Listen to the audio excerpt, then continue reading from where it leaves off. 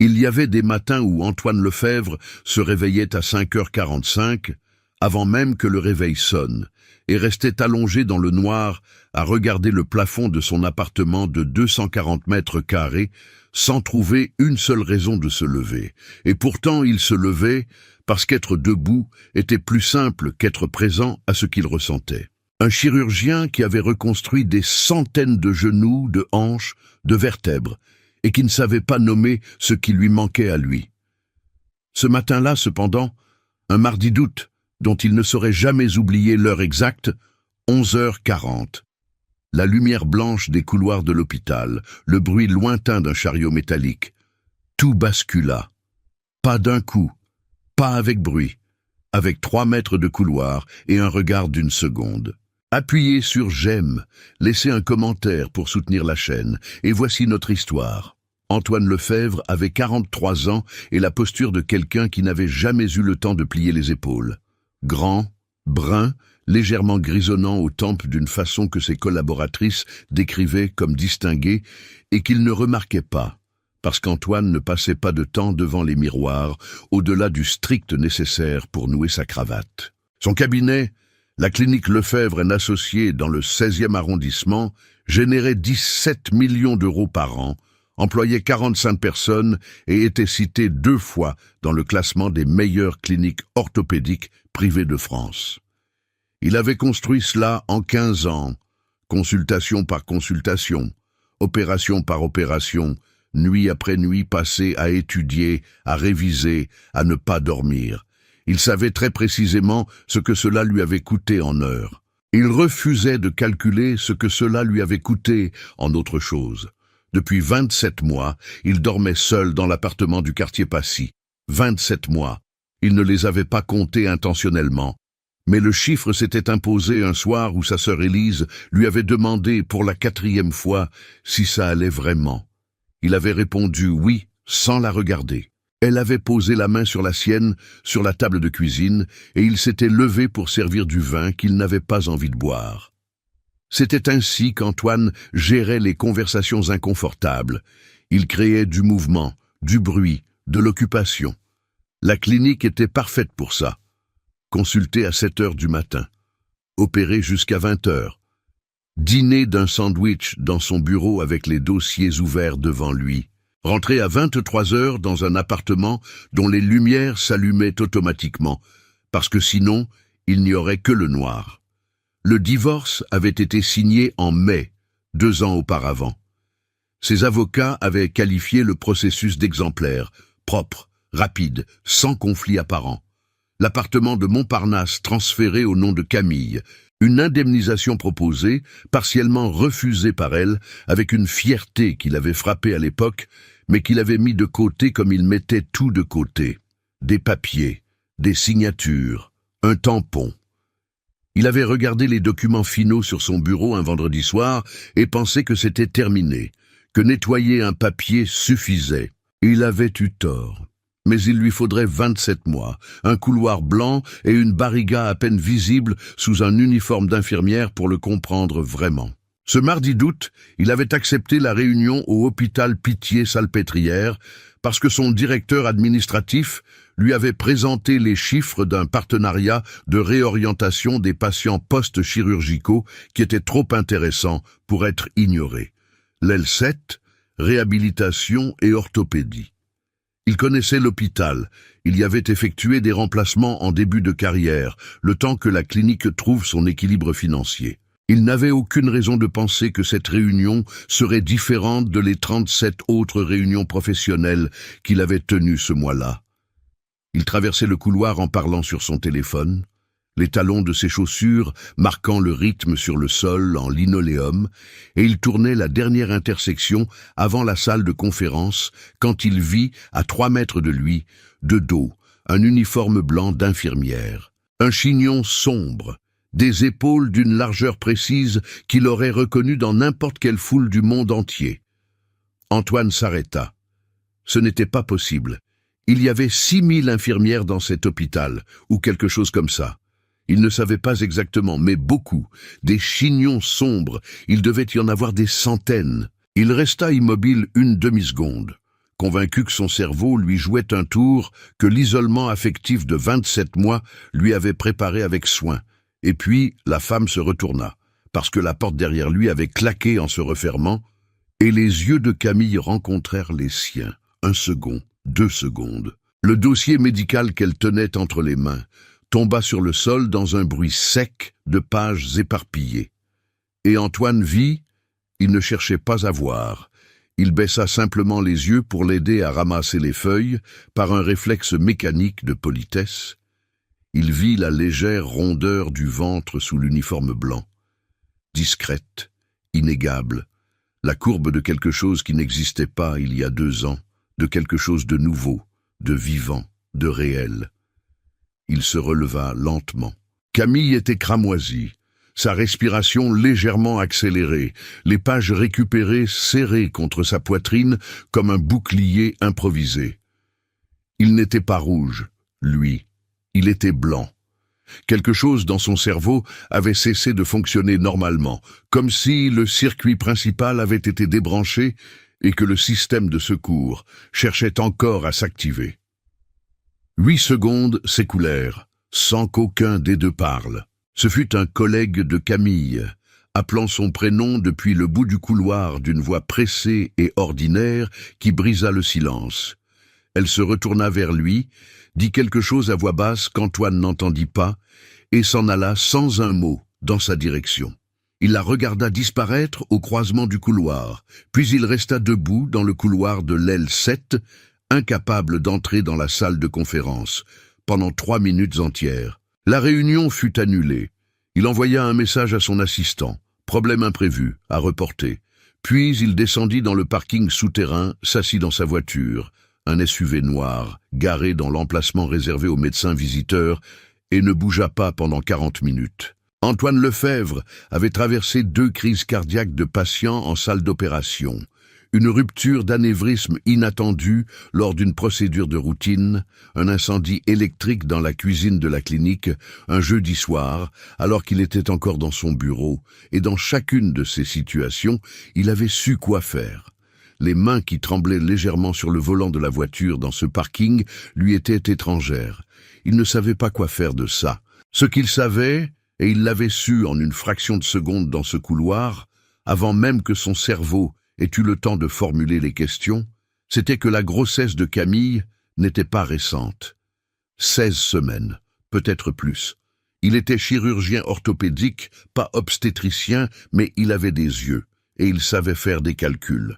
Il rentra chez lui ce soir-là à 21 heures, ce qui était tôt pour lui. L'appartement s'illumina automatiquement à son entrée. Lumière tamisée du salon, reflets dorés sur le parquet en chêne clair, ville visible dans l'obscurité à travers les baies vitrées. Il ne mangea pas. Il s'assit dans le canapé du salon, un canapé en cuir gris anthracite que lui avait conseillé une architecte d'intérieur 2 ans auparavant et sur lequel il s'allongeait rarement, et regarda Paris depuis la fenêtre. Les lumières de la tour Eiffel à distance, les phares des voitures sur le quai, le fleuve noir et brillant comme du verre poli. Pour la première fois en 2 ans, il n'ouvrit pas son ordinateur. À 2 heures du matin, il était allongé dans son lit, les yeux ouverts, le plafond blanc au-dessus de lui, et pensait à la façon dont les épaules de Camille s'étaient redressées quand elle l'avait vu. Pas de panique, de la détermination.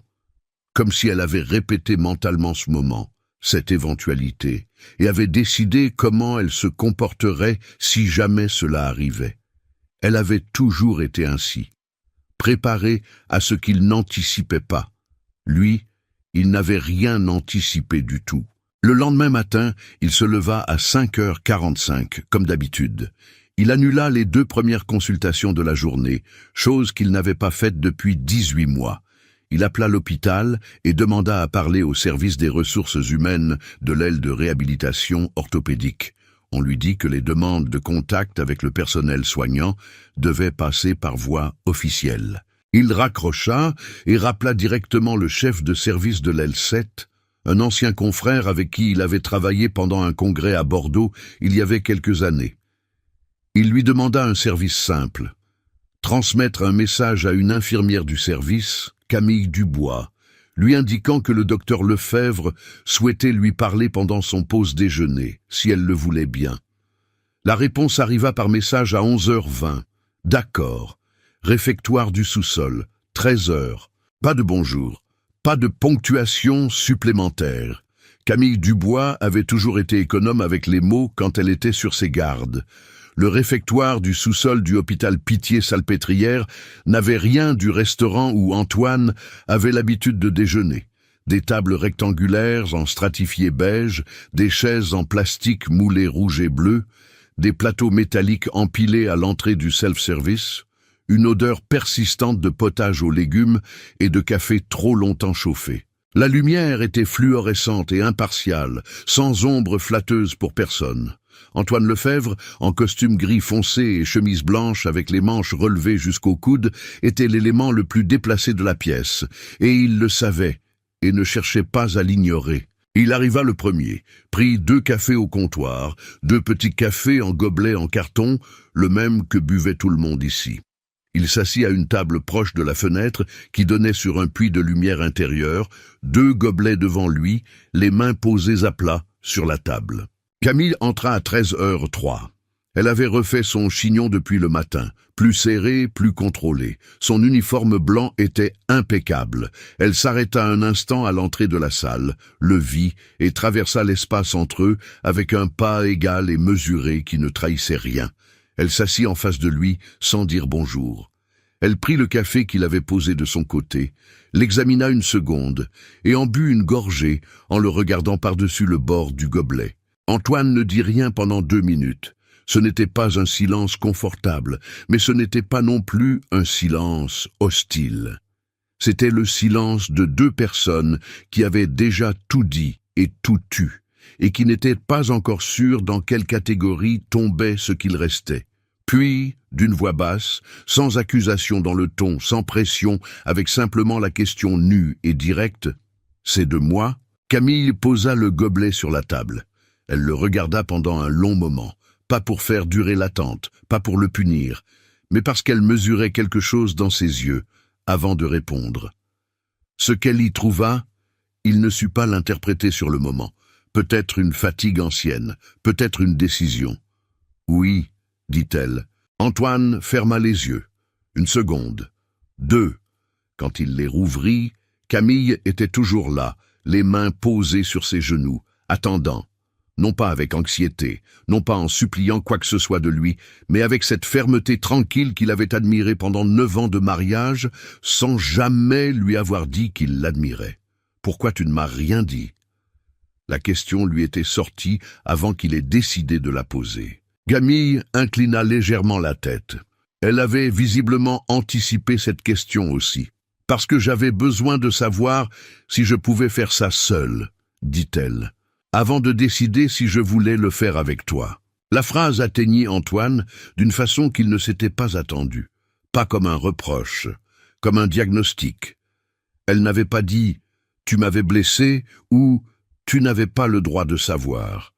Elle avait dit qu'elle avait eu besoin de vérifier qu'elle existait indépendamment de lui avant de choisir s'il ferait partie de cette vie. Et en disant cela, elle lui avait dit, sans le dire, tout ce qu'il avait fait pendant 9 ans sans le voir. Il rentra à la clinique cet après-midi-là et traversa les couloirs de son propre cabinet comme un étranger qui ne saurait pas où sont les portes. Sa secrétaire, Martine, lui tendit 3 messages téléphoniques en papier, une habitude qu'elle maintenait depuis 12 ans parce qu'elle ne faisait pas confiance aux notifications électroniques, et lui demanda s'il voulait son café habituel. Il dit oui, sans l'entendre vraiment. Il s'assit dans son fauteuil de direction, derrière le bureau en chêne massif avec la vue sur le jardin intérieur de la clinique, et resta immobile pendant 6 minutes avant d'allumer son ordinateur. Les dossiers du jour étaient ouverts devant lui. 3 consultations préopératoires, un compte-rendu de chirurgie à rédiger, un point téléphonique avec l'assurance d'un patient. Il fit tout, correctement, méthodiquement, parce qu'Antoine Lefebvre ne savait pas travailler autrement. Mais quelque chose s'était déplacé dans sa poitrine depuis le matin. quelque chose de discret et d'irréversible, comme une fracture de fatigue qu'on ne voit pas sur la radio initiale et qui finit par céder. Pas de façon dramatique, il n'y avait pas eu de larmes dans son bureau, pas de geste théâtral, pas d'effondrement visible, juste la phrase de Camille qui revenait inlassablement entre deux paragraphes du compte-rendu chirurgical. J'avais besoin de savoir si je pouvais faire ça seul, avant de décider si je voulais le faire avec toi. Il tapait section tendineuse, réparée par suture en cadre de Kessler, et entendait sa voix. Il relisait les dosages d'anticoagulants et voyait ses mains posées sur ses genoux dans le réfectoire, calme, déterminé, sans demande aucune. Ce soir-là, sa sœur Élise l'appela à 22 heures. Il décrocha, ce qui n'était pas systématique. « Tu manges ?» dit-elle sans préambule. « J'ai mangé. »« Vraiment, ou tu dis ça pour que je te laisse tranquille ?» Il n'avait pas mangé. Il était debout dans la cuisine de son appartement avec un verre d'eau et un emballage de crackers posés sur le plan de travail en marbre qu'il n'avait presque jamais utilisé pour cuisiner. « J'ai vu Camille aujourd'hui, » dit-il. Le silence d'Élise dura exactement 2 secondes, le temps pour elle de décider sur quel registre répondre. « Où ?» dit-elle prudemment. « Au Pitié-Salpêtrière. Elle y travaille, infirmière en orthopédie. » Nouveau silence. Élise connaissait Camille depuis 9 ans. Elle avait pleuré le divorce plus ouvertement qu'Antoine, ce qui n'avait pas été difficile, puisqu'Antoine n'avait pas pleuré du tout, en apparence. « Et, dit-elle, elle est enceinte. » Cette fois, le silence fut plus long. Antoine entendit sa sœur prendre une inspiration lente de l'autre côté du téléphone. « Antoine, 16 semaines à peu près. C'est 2 mois. » « Comment tu le sais ?»« Parce qu'elle me l'a dit. » Élise ne dit plus rien pendant un moment, puis « Est-ce que tu vas bien ?» C'était la question qu'elle lui posait depuis 27 mois, et à laquelle il avait toujours répondu oui. Cette fois, debout dans sa cuisine, avec les crackers qu'il n'avait pas ouverts et le verre d'eau qu'il avait à moitié bu, il répondit « Je ne sais pas ». Ce fut la réponse la plus honnête qu'il avait faite à quelqu'un en 2 ans. Élise vint le voir le samedi suivant. Elle apporta un poulet rôti dans un sachet en papier brun, une bouteille de vin qu'ils ne burent qu'à moitié, et la capacité qu'elle avait toujours eue de parler des choses difficiles sans dramatiser. Ils s'assirent à la grande table de salle à manger qu'Antoine n'utilisait habituellement pas. Trop grande pour une personne seule, 6 chaises autour d'une surface en verre dépoli qui ne voyait jamais plus de 2 couverts. Élise servit les assiettes et dit « Est-ce que tu veux la récupérer ou est-ce que tu veux être présent pour l'enfant ? Parce que ce n'est pas la même chose et ça commence par là. » Antoine coupa un morceau de poulet, le mâcha, regarda la table. « Je ne sais pas encore ce que je mérite, dit-il. La question c'est pas ce que tu mérites, dit Élise. La question c'est ce que tu veux faire de maintenant. » Il n'avait pas de réponse ce soir-là. Mais pour la première fois depuis longtemps, il avait quelqu'un en face de lui à qui il ne disait pas que tout allait bien, et la différence était étrange et soulagée, comme ôter une chaussure trop serrée qu'on portait depuis si longtemps qu'on avait fini par oublier que ça faisait mal. De son côté, Camille Dubois rentrait ce soir-là dans son appartement de Montparnasse après un service de 8 heures qui lui avait laissé les pieds douloureux et la nuque raide. Elle posa son sac à l'entrée, enleva ses chaussures blanches de travail et alla directement dans la cuisine boire un grand verre d'eau froide avant de faire quoi que ce soit d'autre. L'appartement était petit comparé à ce qu'il avait été leur maison ensemble. 2 pièces, parquet ancien légèrement gondolé, fenêtres qui donnaient sur une cour intérieure où un voisin du 2e cultivait des tomates en pot. Camille l'aimait. Elle l'avait redécoré lentement depuis le divorce, en remplaçant les choix de goût commun par des choix qui n'étaient qu'à elle. Un tapis ocre, des étagères chargées de livres qu'elle avait enfin le temps de lire, une lampe de chevet dont l'abat-jour rose faisait une lumière douce qu'Antoine aurait qualifiée d'insuffisante pour lire. Elle s'assit sur le canapé, Bordeaux, 2 places, héritage de sa mère, et posa les mains sur son ventre. 16 semaines et quelques jours. La grossesse avait été découverte dans un cabinet médical ordinaire un mardi matin de novembre, 2 mois après la signature du divorce.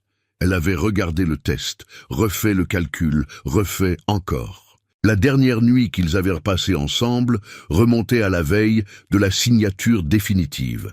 Une nuit qu'elle avait du mal à expliquer même à elle-même, suspendue entre la fin de quelque chose et le besoin obscur de vérifier si ce quelque chose était vraiment mort. Apparemment, non. Elle avait gardé le secret pas par malice.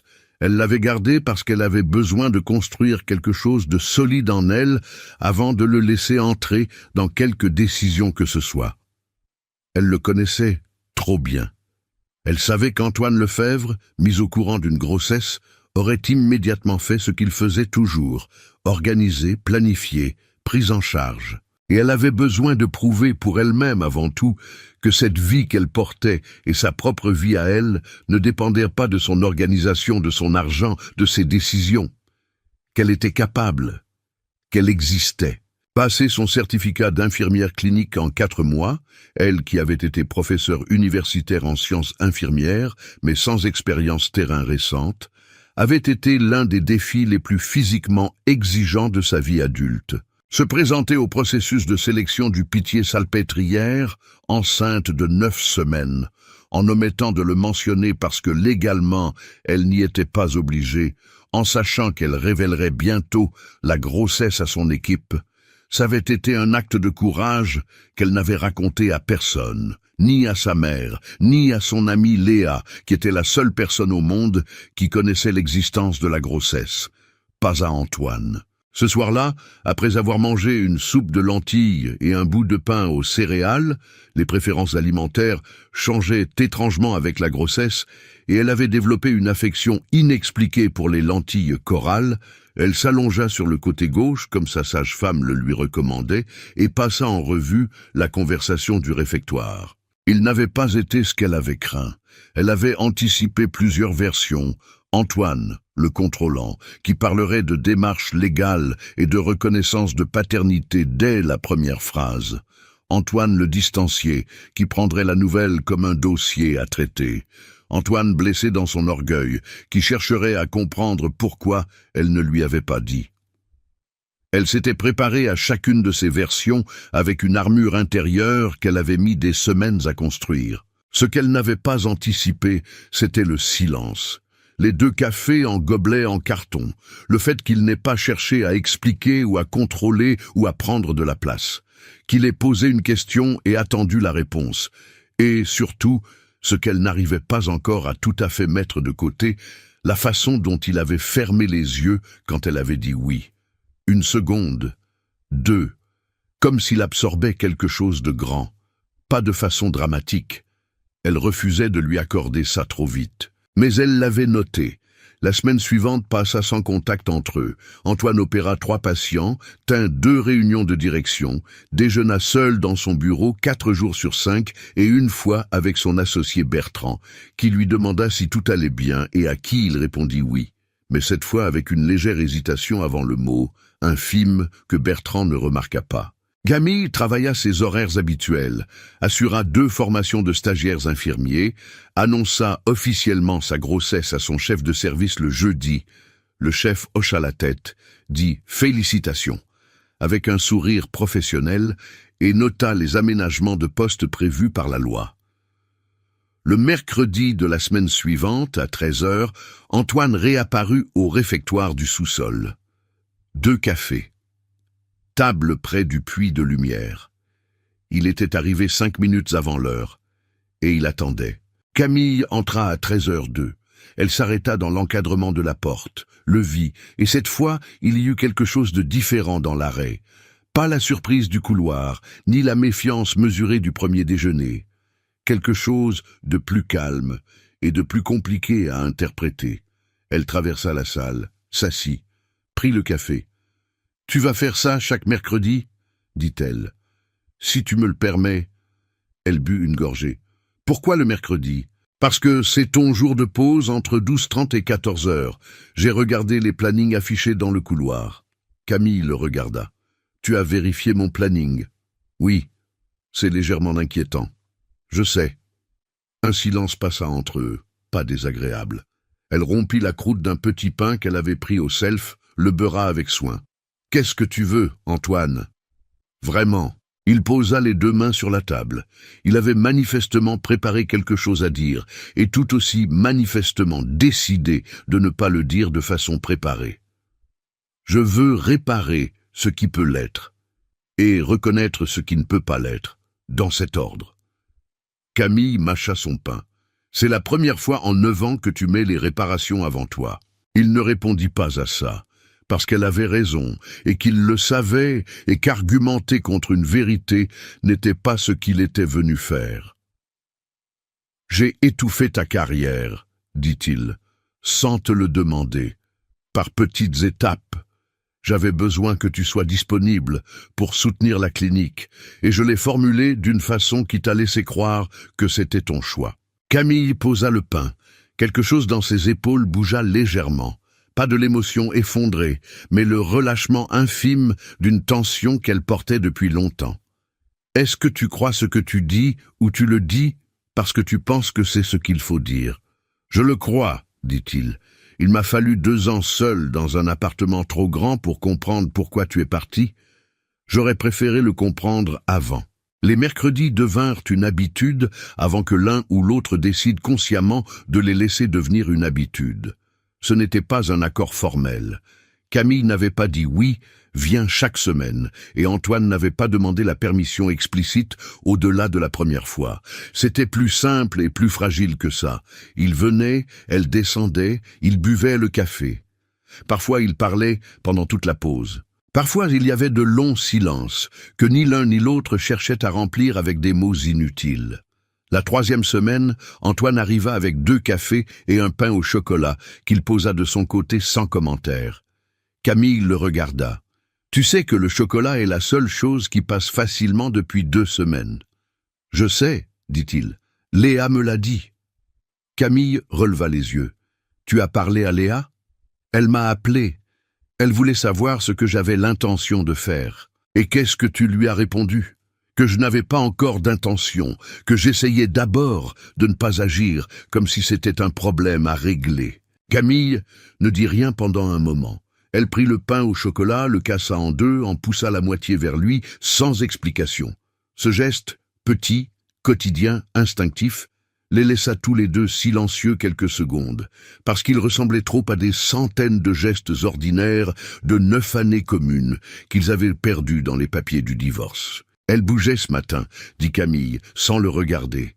Ses doigts posés à plat sur le ventre, sous la table, là où il ne pouvait pas voir.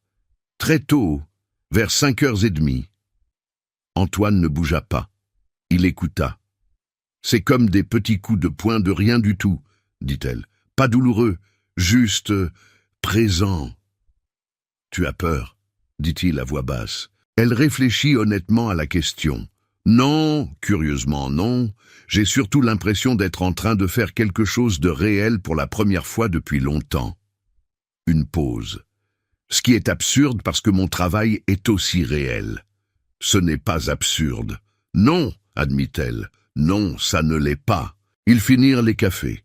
La pause se terminait dans 5 minutes.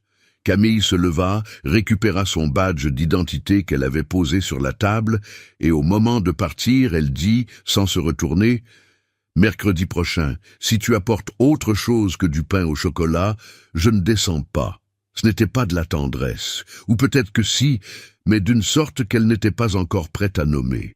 Antoine rentra à la clinique cet après-midi-là, avec le demi-pain au chocolat, qu'il avait mangé faisant encore son goût dans la bouche, et il pensa que c'était la meilleure chose qu'il avait mangée depuis des mois. Ce n'était pas le pain, c'était le fait qu'elle en avait poussé la moitié vers lui. La 4e semaine, il plut sur Paris d'une pluie de septembre grise, et décidé qui transformait les trottoirs en miroirs sombres, et faisait courir les gens sous les auvents. Antoine arriva au réfectoire mouillé, sur les épaules de sa veste. Il avait couru depuis le parking souterrain sous les arbres du boulevard de l'hôpital, et Camille, déjà assise, le regarda arriver avec une expression qu'il ne sut pas tout de suite interpréter.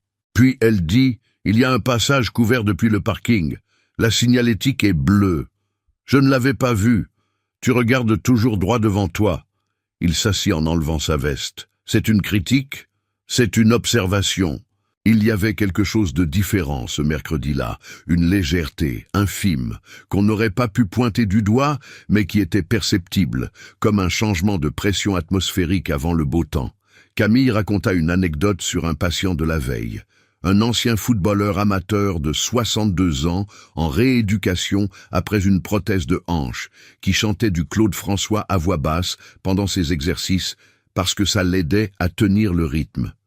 Antoine rit. Vraiment rit. Pas le sourire poli qu'il utilisait lors des dîners de représentation, mais un rire bref et sincère qui lui changea le visage. Camille le regarda rire et quelque chose, en elle, nota ce moment sans le commenter. « Tu opères encore autant ?» dit-elle. « Moins qu'avant. Bertrand a pris 2 chirurgiens supplémentaires. Je délègue davantage. »« Depuis quand ?»« Depuis 3 mois environ. » Elle calculait. 3 mois en arrière, c'était avant qu'il la voie dans le couloir. Elle ne dit pas cette observation à voix haute, mais elle l'arrangea quelque part avec les autres choses qu'elle observait, sans encore décider quoi en faire. Ce soir-là, Camille appela sa mère. Isabelle Dubois habitait à Rennes, dans une maison de ville avec un jardin qu'elle cultivait, avec une énergie d'horticultrice semi-professionnelle et une obstination que Camille avait héritée d'elle, à la virgule près.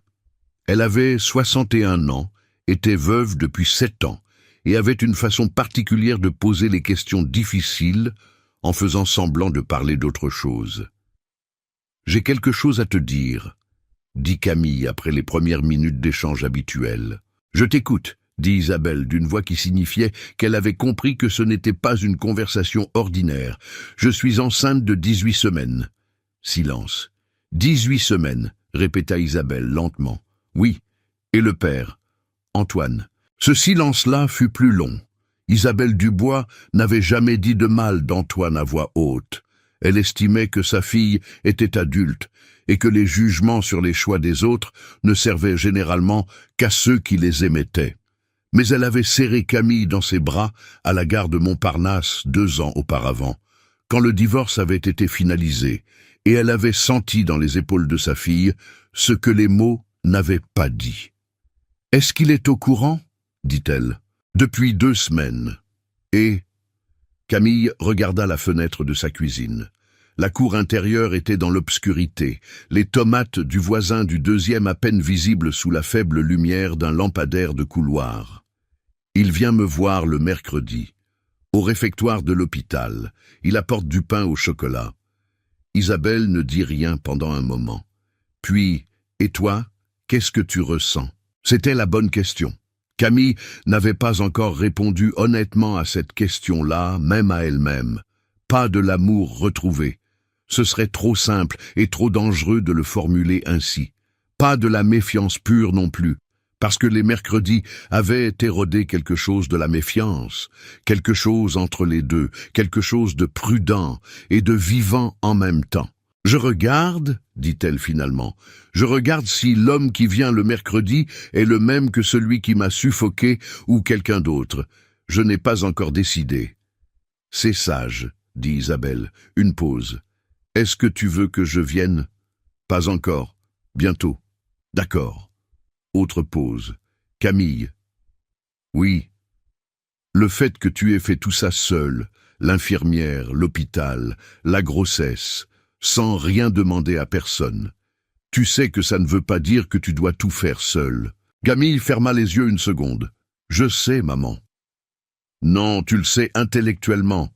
Je ne suis pas sûr que tu le sais dans les os. » Elle raccrocha doucement et s'assit dans le canapé bordeaux, dans la lumière rose de la lampe de chevet qu'elle avait mise dans le salon parce qu'elle aimait cette lumière et pensa que sa mère avait probablement raison, qu'il y avait une différence entre être capable de tout faire seul et devoir tout faire seul, que la première était une force, que la deuxième pouvait devenir une prison.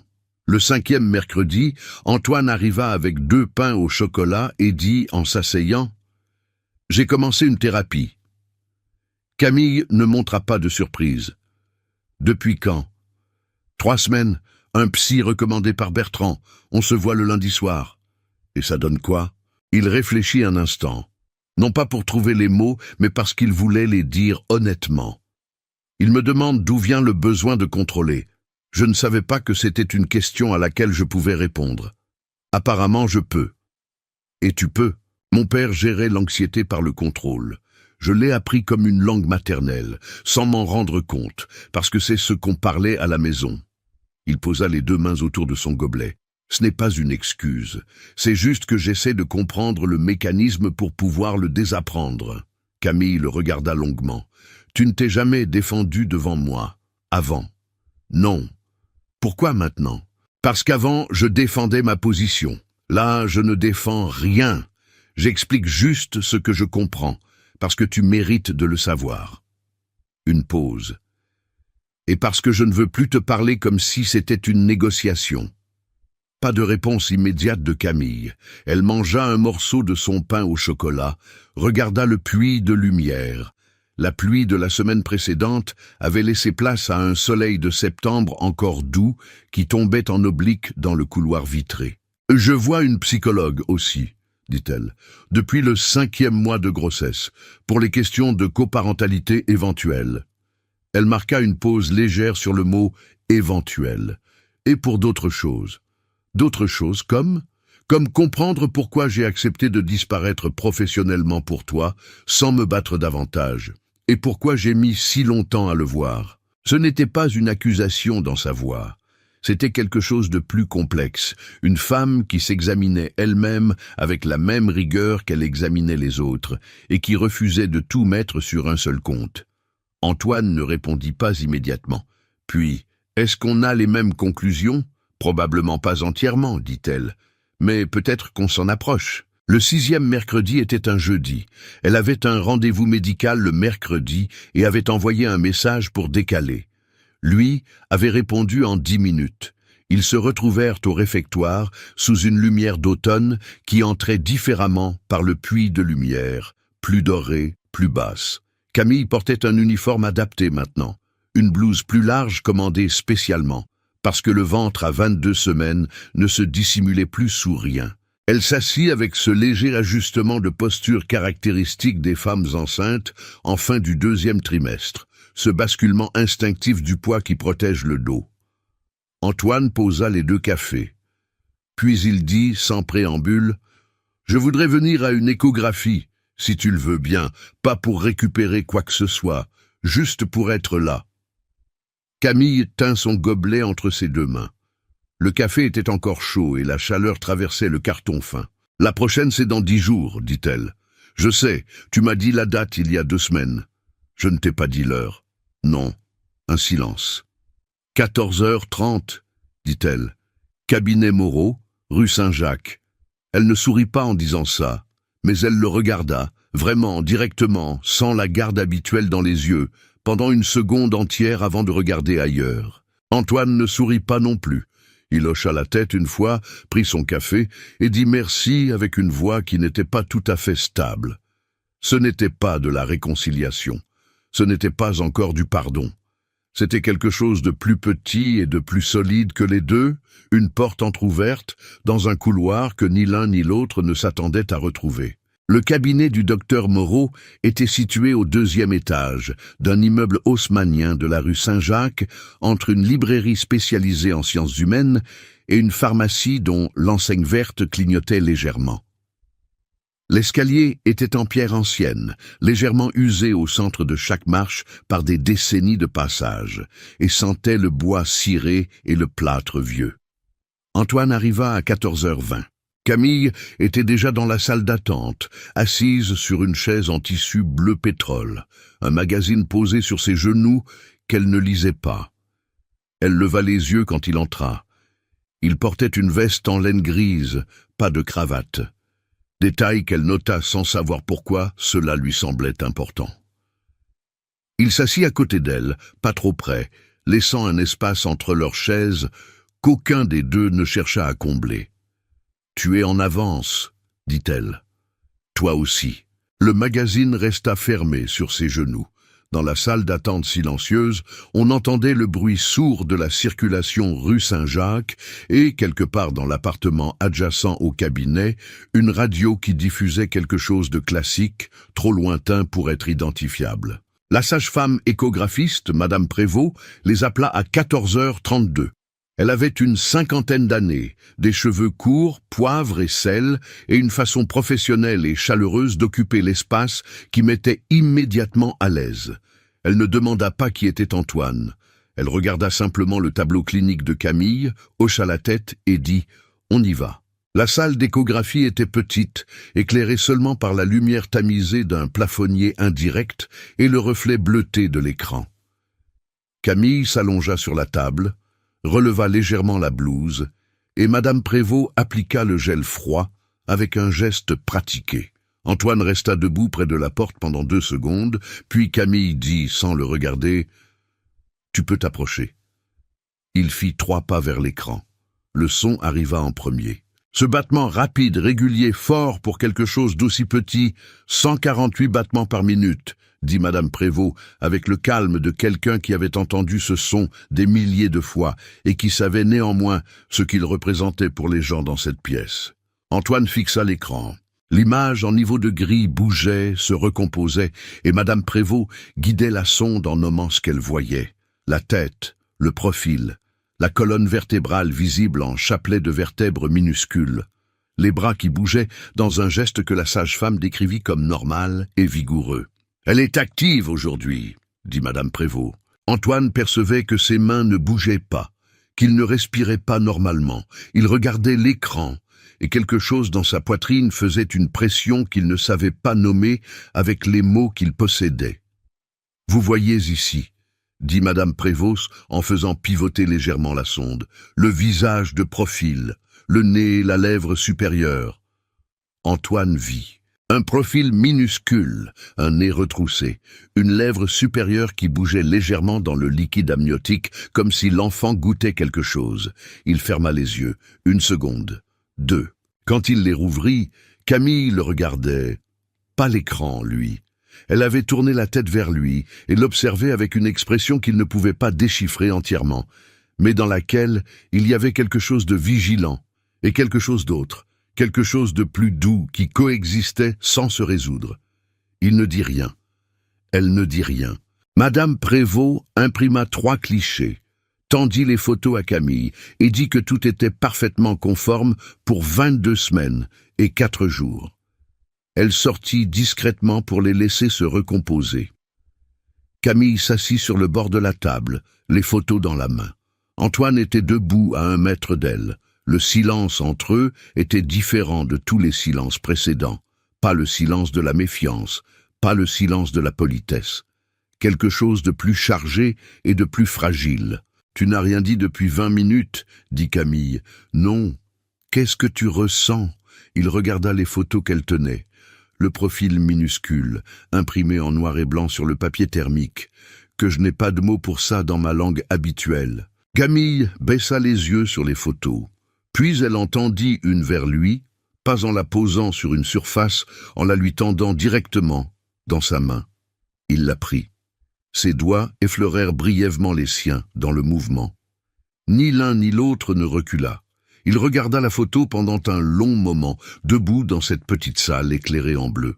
« Merci de m'avoir laissé venir », dit-il finalement. Camille glissa de la table, remit sa blouse en ordre. « Elle bouge beaucoup quand j'écoute de la musique », dit-elle. « Surtout Schubert. Tu écoutes Schubert ?» Je ne l'écoutais pas avant. Ça m'est venu avec la grossesse. Un léger haussement d'épaule. Les préférences changent. Ils sortirent ensemble dans l'escalier en pierre. Dehors, rue Saint-Jacques, le ciel d'octobre était bas et blanc, l'air chargé de cette humidité de Paris en automne qui n'est pas encore la pluie, mais qui en a l'odeur. Ils s'arrêtèrent devant la librairie. Camille boutonnait sa veste.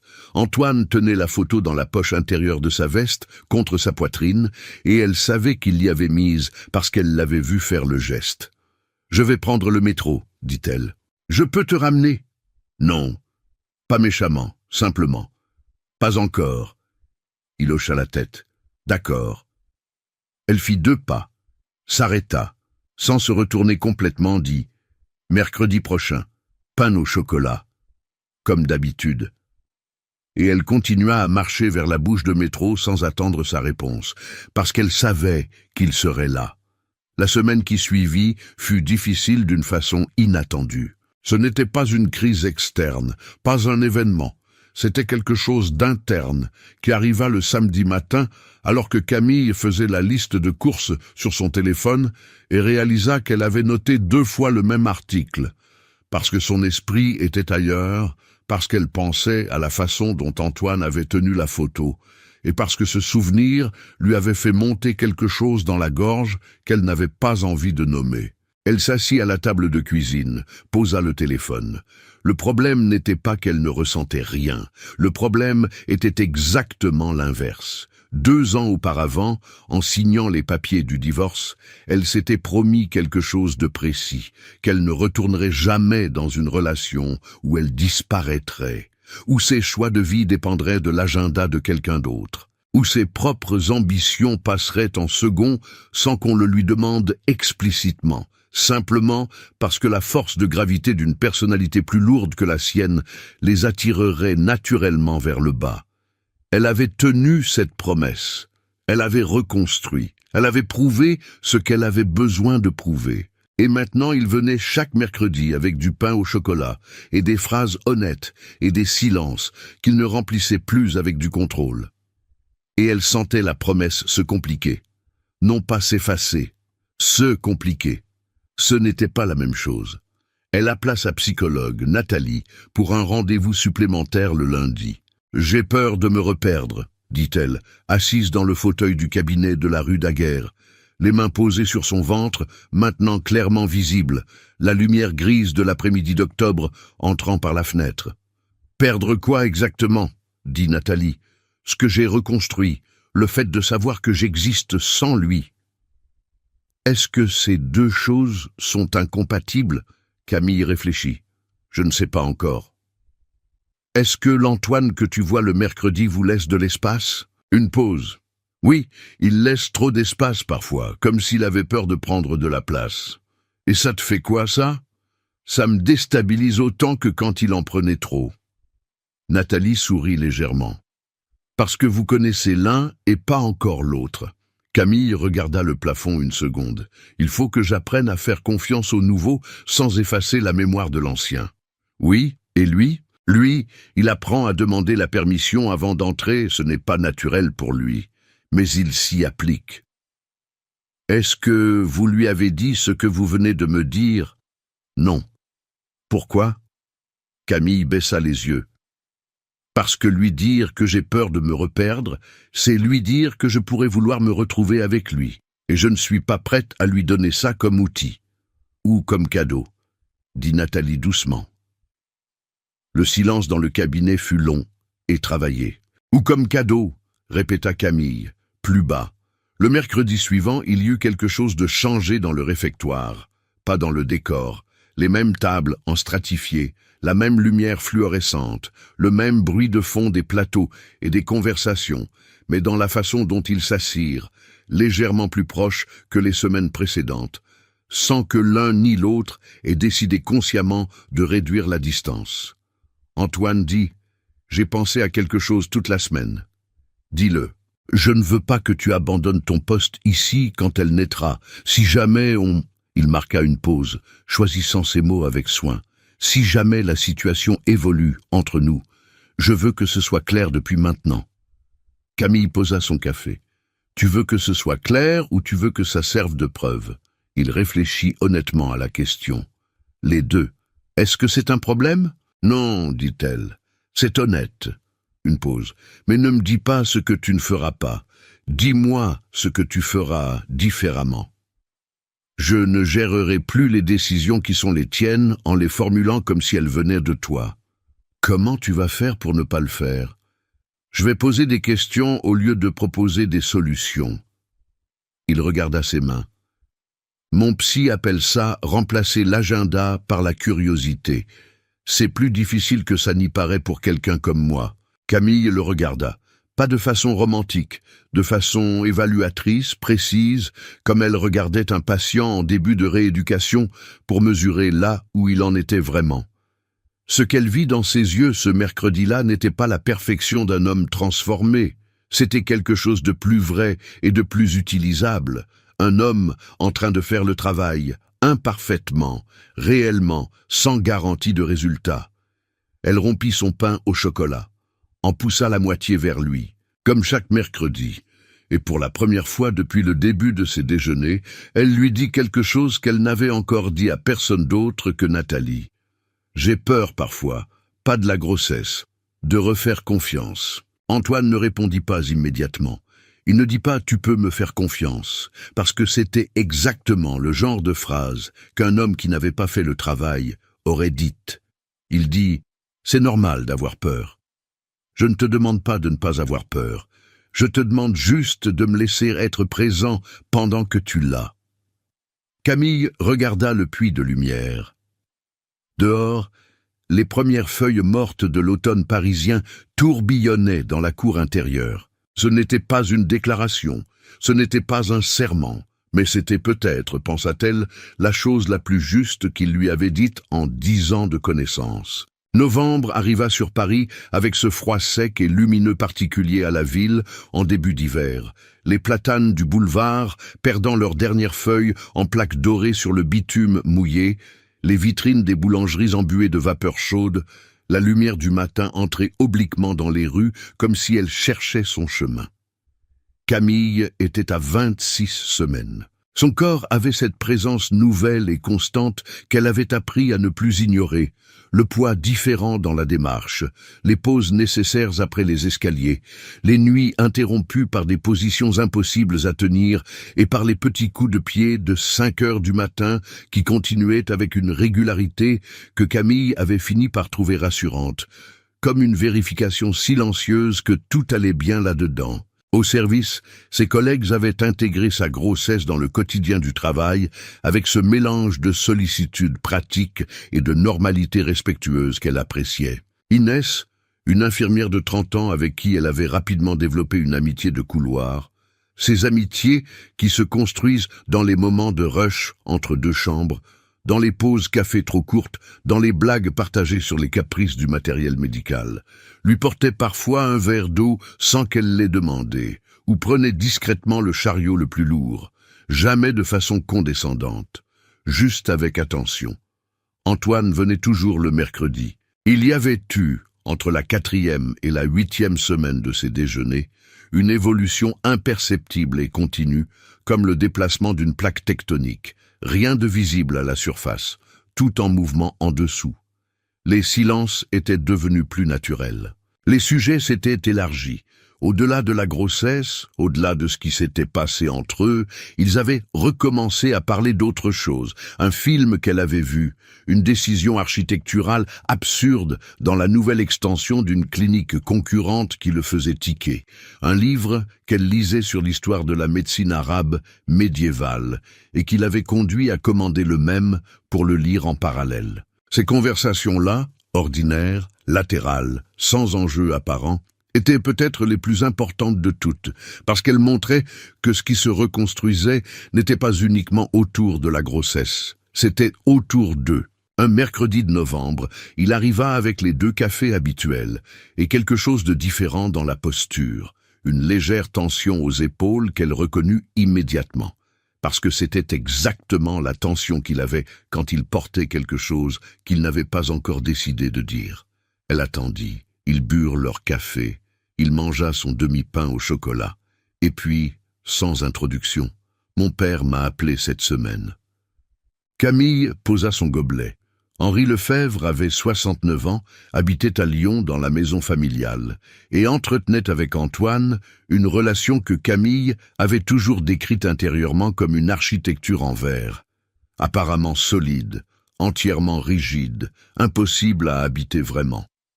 Henri était chirurgien à la retraite. Il avait construit son fils à son image, avec la précision et l'inconscience de quelqu'un qui ne s'était jamais interrogé sur la transmission comme processus. « Il a appris pour la grossesse ?» dit-elle. « Élise lui a dit, je ne lui en veux pas, elle pensait bien faire. » Il regarda le puits de lumière. Il a dit que j'avais le droit de réclamer une reconnaissance légale et une répartition de garde formelle. Et tu lui as répondu quoi? Que ce n'était pas une opération à planifier. Une pause. Il n'a pas compris. Camille observa son profil, la mâchoire légèrement contractée, la façon dont ses mains tenaient le gobelet, ferme mais pas crispée. 2 mois auparavant, cette conversation avec son père l'aurait amené à arriver au mercredi avec un plan d'action. Aujourd'hui, il arrivait avec la conversation elle-même, non résolue, et la posait sur la table comme quelque chose à regarder ensemble. « Tu as eu peur de lui ressembler en le faisant ?» dit-elle. Il la regarda. « Oui. Tu aurais dû lui dire ça. Probablement. » Il soupira doucement. « On n'a pas ce genre de conversation, lui et moi. »« Je sais. » Un silence. Dehors, dans la cour, quelqu'un fermait une fenêtre en métal dans un bruit sec. « Ça fait partie de ce que j'apprends à désapprendre, » dit-il. « Ne pas hériter de ses peurs en les habillant comme si c'était des décisions rationnelles. » Camille hocha lentement la tête. Puis après un moment, « Je ne veux pas d'un accord de garde formel en ce moment. Je veux voir comment les choses se construisent naturellement. Si tu es là, pas parce qu'un document dit que tu dois y être.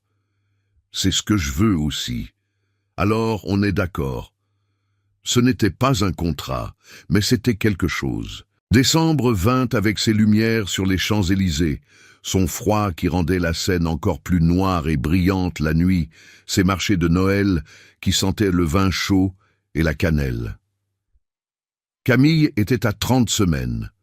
Elle avait adapté son rythme de travail, une journée allégée par semaine, les tâches physiquement exigeantes redistribuées, les réunions de service auxquelles elle participait assise quand debout devenaient inutilement inconfortables. Elle ne s'était pas retirée. Elle continuait, parce que continuer était important pour elle, non pas par orgueil, mais parce que ce travail lui avait rendu quelque chose qu'elle avait cru perdu, et qu'elle n'était pas prête à y renoncer même temporairement avant le congé maternité. Un soir de mi-décembre, Antoine lui envoya un message à 20h15. Pas un appel, un message, parce qu'il avait appris à demander avant d'entrer dans son espace. « Je passe devant chez toi. Tu as besoin de quelque chose ?» Elle regarda le message. Elle était assise dans le canapé bordeaux avec une couverture sur les jambes, une tasse de tisane à la camomille sur la table basse et un livre ouvert sur ses genoux qu'elle lisait sans avancer parce que l'enfant lui donnait des coups de pied réguliers dans ce qui devait être les côtes et que la concentration était approximative. Elle répondit « Des clémentines ». 3e obsession alimentaire du trimestre. Il arriva 20 minutes plus tard avec un filet de clémentines, 2 pains au chocolat enveloppés dans du papier brun. Au cas où, pour demain matin. Et rien d'autre.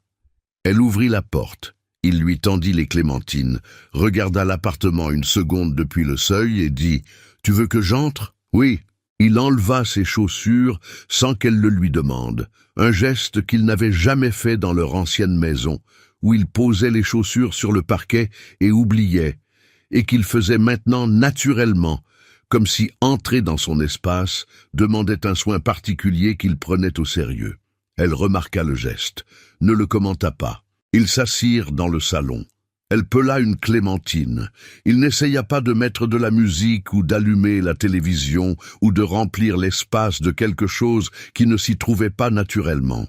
Ils restèrent assis dans le silence de l'appartement, avec le bruit lointain de Paris dehors et la lumière rose de la lampe de chevet, qu'il regarda une fois avec une expression qu'elle interpréta comme de la reconnaissance, parce que c'était une lumière d'elle, entièrement d'elle, et qu'il semblait comprendre ça.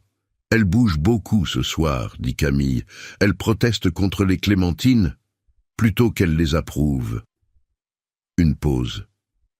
Elle hésita une seconde, puis « Tu veux sentir ?» Antoine se figea légèrement.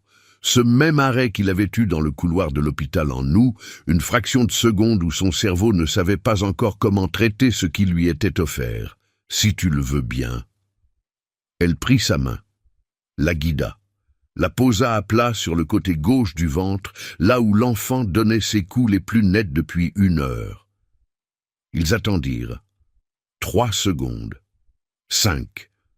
Puis le coup arriva, ferme, précis, indubitable, contre la paume de sa main. Antoine ne bougea pas.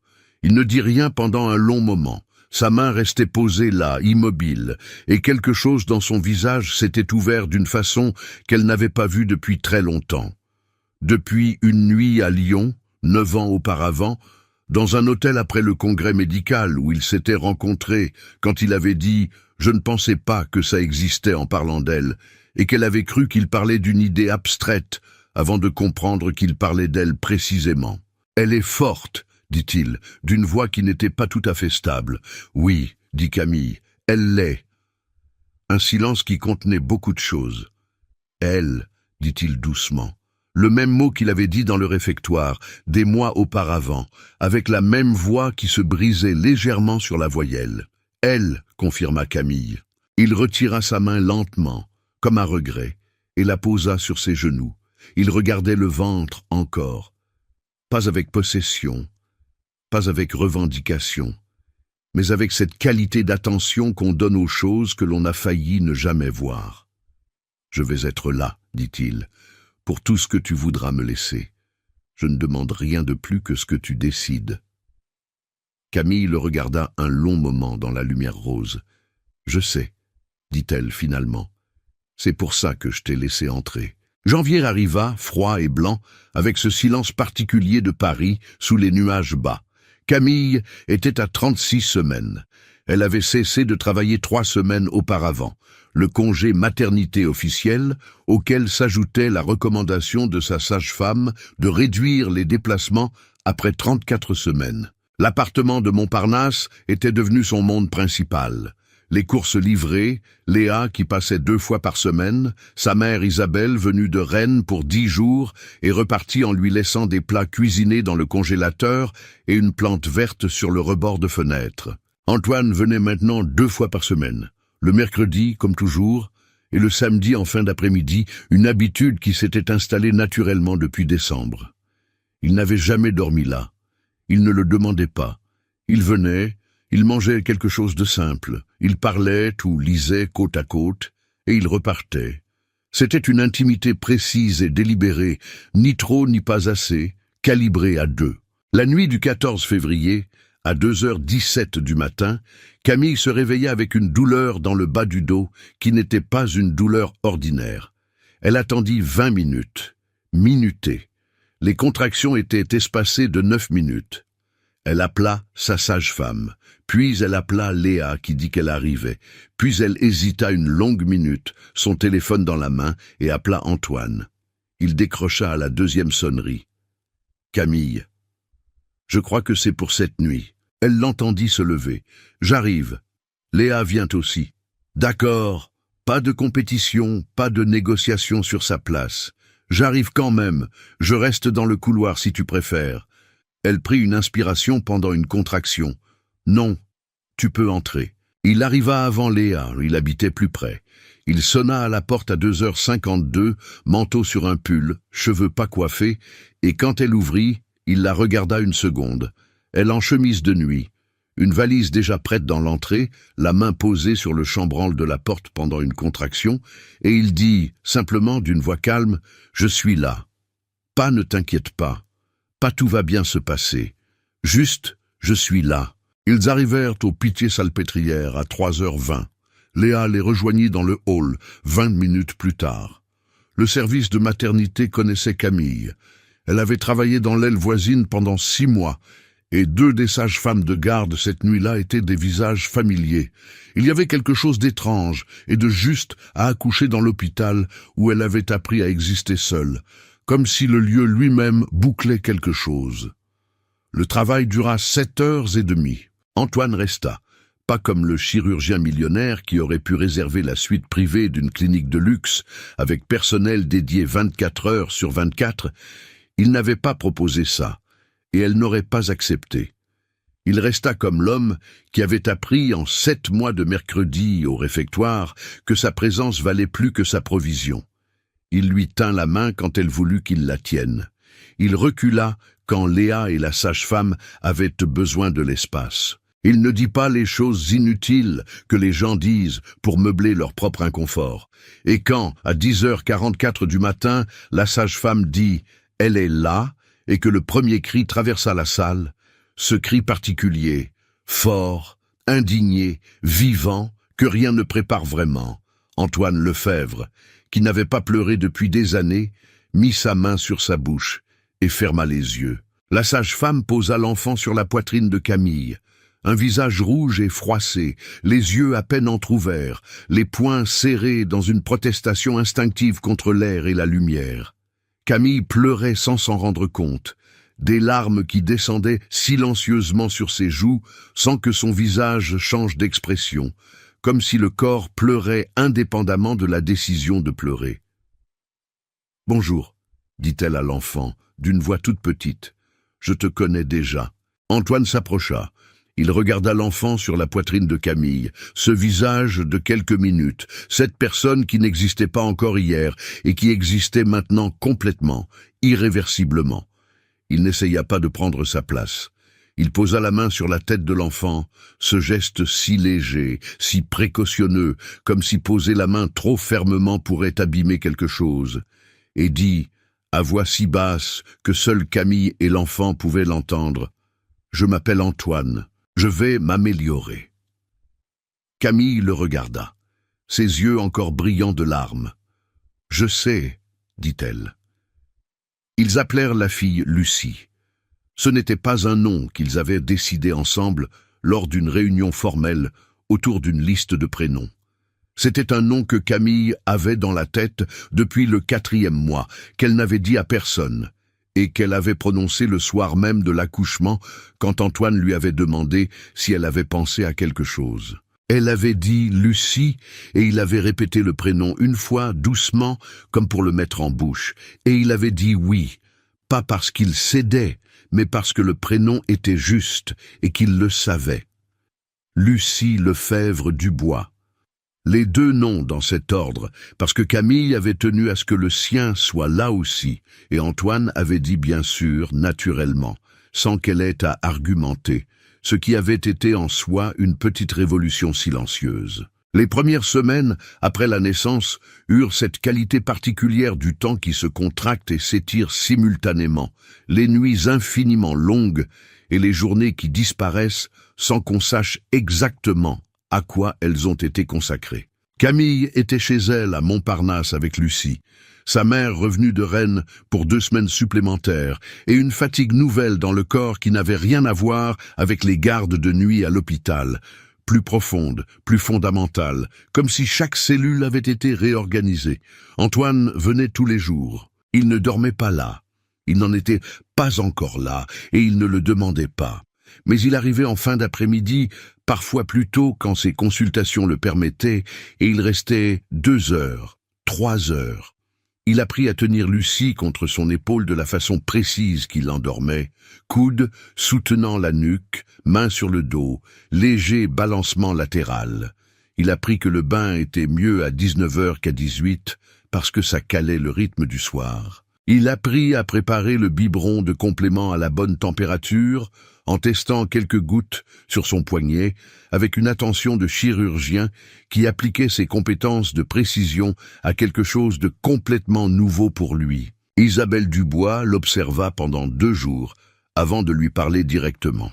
C'était un dimanche matin, Camille dormait, un sommeil rare et précieux que ni sa mère ni Antoine ne se seraient permis d'interrompre, et Antoine donnait le biberon à Lucie dans le canapé Bordeaux, la petite dans le creux de son bras, les yeux de l'enfant fixant son visage avec cette concentration sérieuse et mystérieuse des nouveau-nés. Isabelle apporta 2 cafés, s'assit dans le fauteuil en face et dit sans préambule, « Elle a dû construire tout ça seule pendant 6 mois. » « Je sais, » dit Antoine sans quitter Lucie des yeux.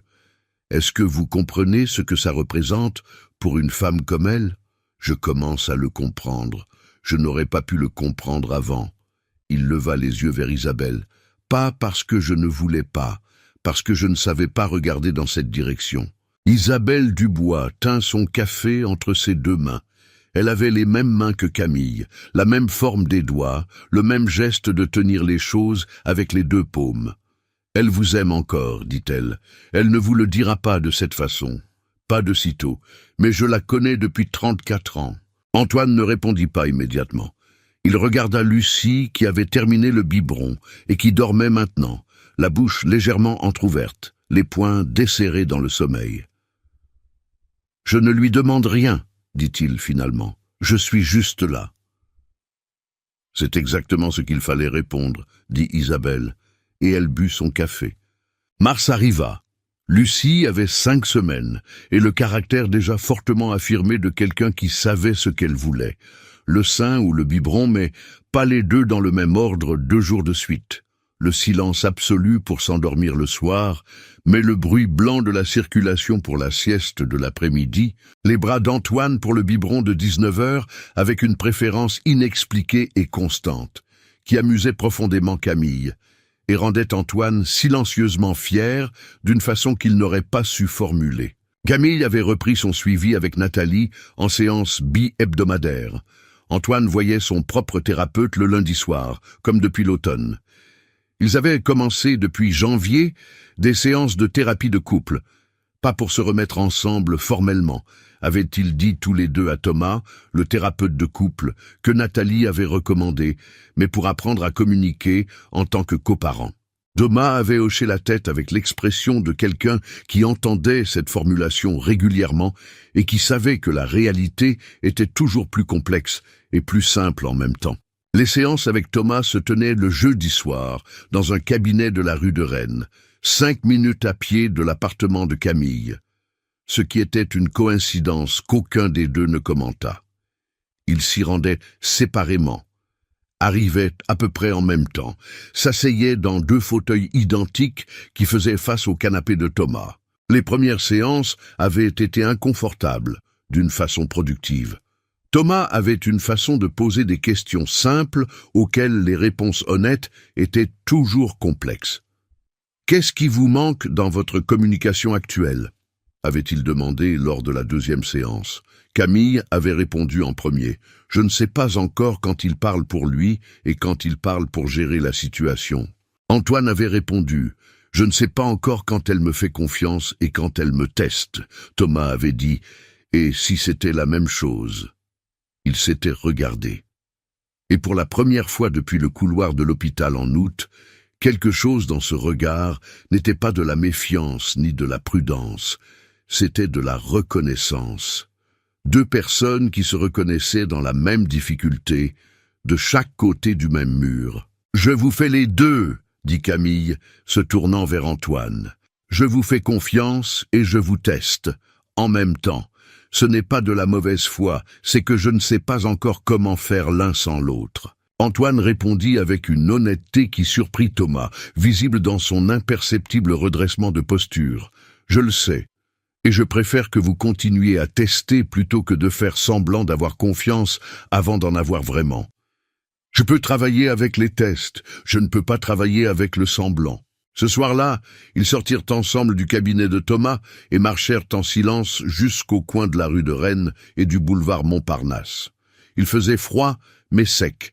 La ville à cette heure avait le bruit sourd et continu d'une mécanique bien huilée. Les phares, les voies des terrasses chauffées, le lointain grincement d'un bus dans un virage. Ils s'arrêtèrent au carrefour parce que le feu était rouge. « Tu veux qu'on rentre à pied jusqu'à chez toi ?» dit Antoine.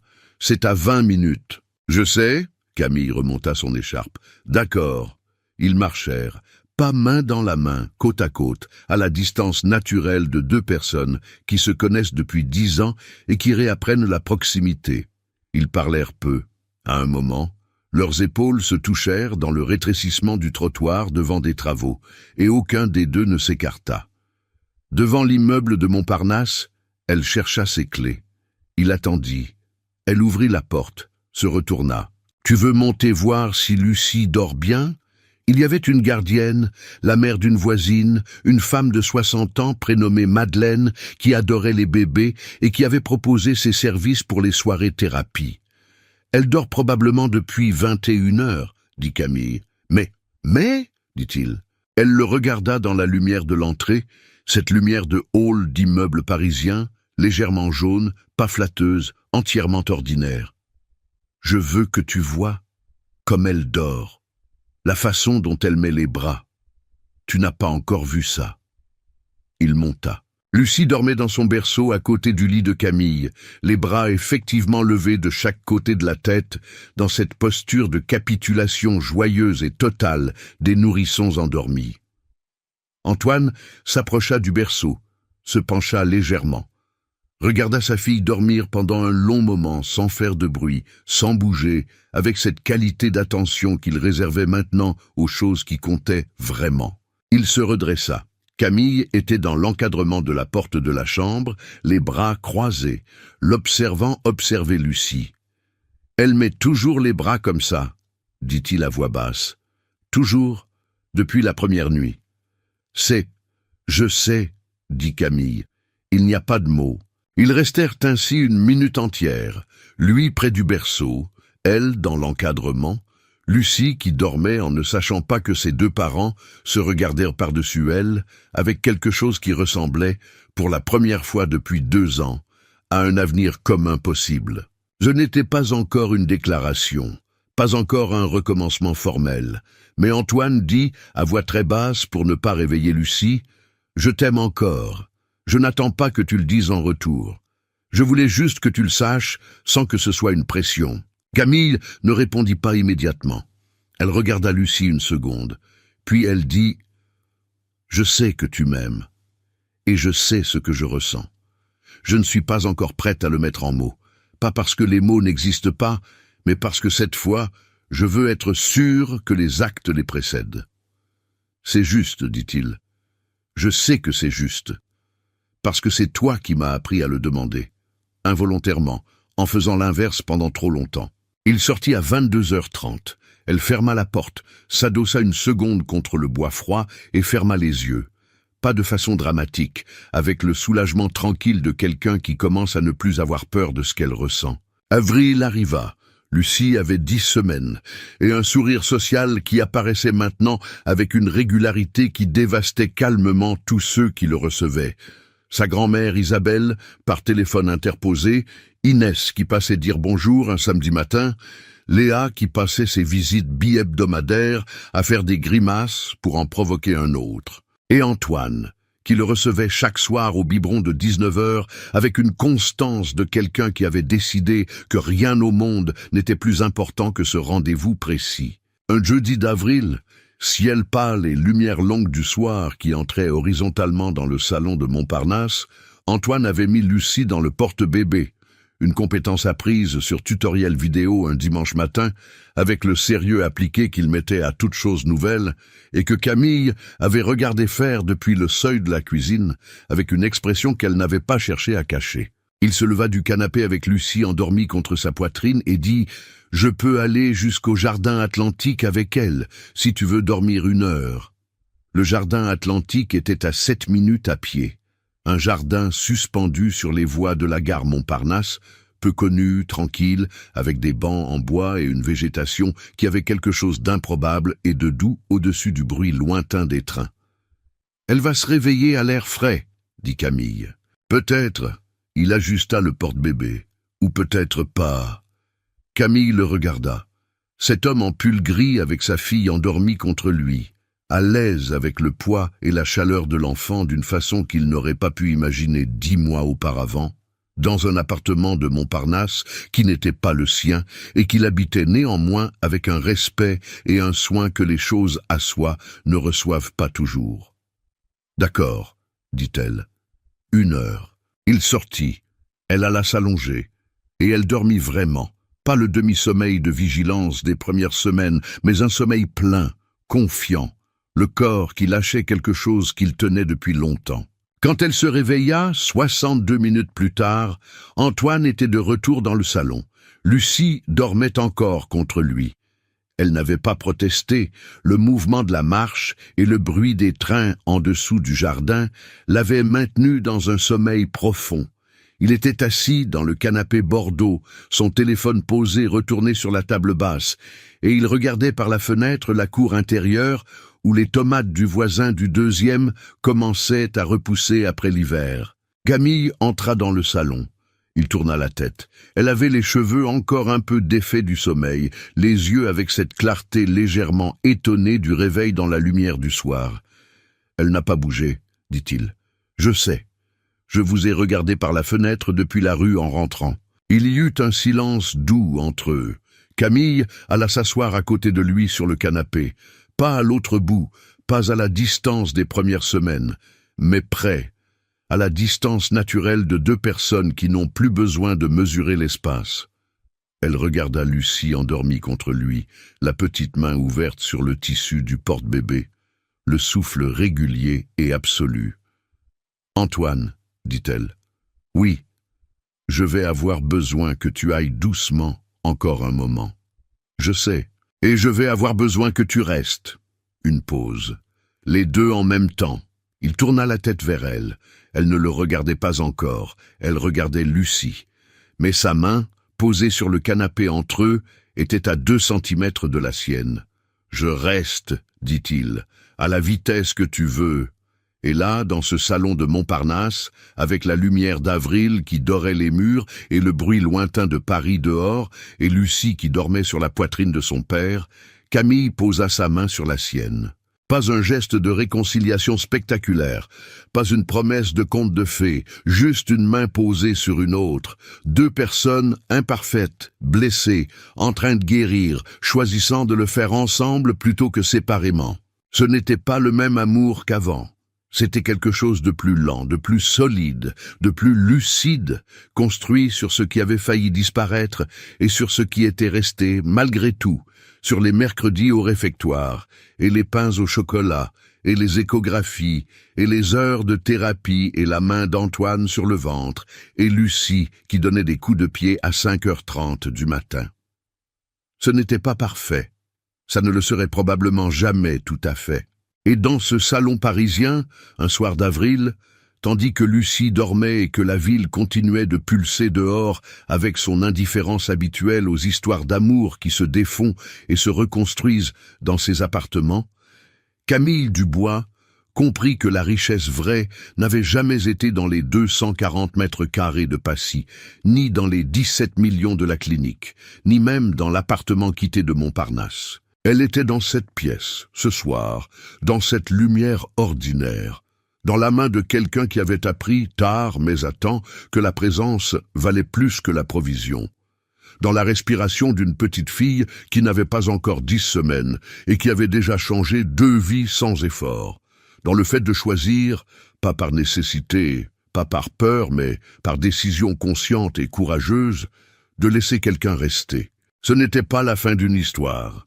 C'était le début de quelque chose de plus difficile et de plus beau que n'importe quel commencement. La reconstruction. Et cette fois, elle serait faite à 2 voix, à 2 rythmes, avec 2 histoires, qui n'effaçaient pas l'ancienne mais qui construisaient, pierre par pierre, quelque chose de neuf sur des fondations enfin honnêtes. Dehors, Paris continuait. Les lumières du boulevard Montparnasse, la Seine quelque part dans le noir. Le jardin suspendu au-dessus des trains, et dans un salon avec un canapé bordeaux et une lampe rose et des tomates qui repoussaient dans la cour d'à côté, une famille apprenait doucement à exister.